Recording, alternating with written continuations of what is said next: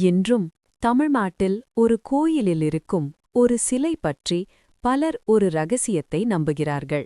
மேலும் தெரிந்து கொள்ள நமது சேனலை சப்ஸ்கிரைப் மற்றும் லைக் செய்யுங்கள்.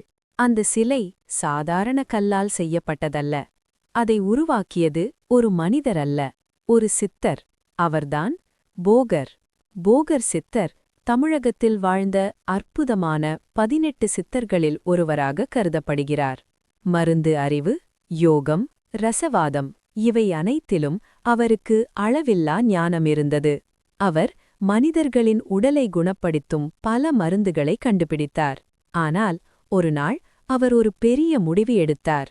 மனிதர்களுக்கு 1000 ஆண்டுகள் பயன்படும் ஒரு தெய்வீக மருந்தை உருவாக்க வேண்டும். அதற்காக அவர் பல வருடங்கள் அரிய மூலிகைகள் மற்றும் விசித்திரமான கனிமங்களை ஆராய்ந்தார்.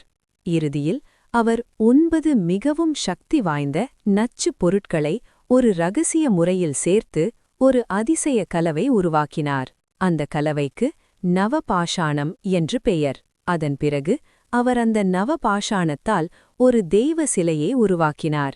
அந்த சிலை இன்று தமிழ்நாட்டில் இருக்கும் பழனி முருகன் டெம்பிள் இடத்தில் இருக்கும் முருகன் சிலை என்று பலர் நம்புகிறார்கள்.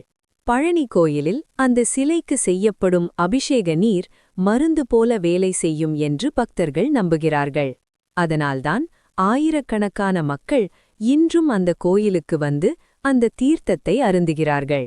ஒரு சாதாரண மனிதன், ஆனால் அசாதாரண ஞானம், மருத்துவம், யோகம், ரசவாதம் எல்லாவற்றிலும் வல்லவர். அவர்தான் போகர் சித்தர். இன்றும் அவரின் ரகசியங்கள் பலருக்கு ஒரு மர்மமாகவே உள்ளது.